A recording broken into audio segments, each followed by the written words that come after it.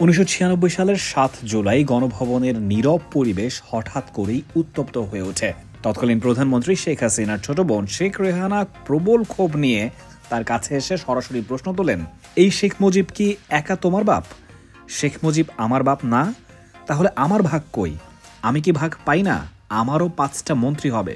শেখ রেহানার এমন আবদার শুনে তৎক্ষণাৎ চিৎকার করে শেখ হাসিনা উত্তর দেন, মন্ত্রী পাবি না, কিন্তু যত টাকা দরকার পাবি, সব তোরই।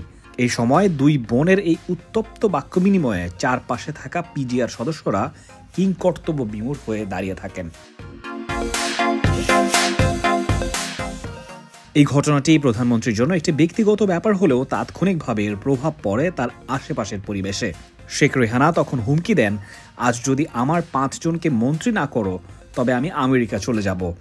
যখন আসবো তখন সমান ভাগ নিয়ে আসবো, মনে রেখো। শেখ রেহানা সত্যি আমেরিকা চলে গেলে শেখ হাসিনা আমেরিকা গিয়ে তার বোন শেখ রেহানার সঙ্গে পারিবারিক সমস্যা মেটানোর চেষ্টা করেন।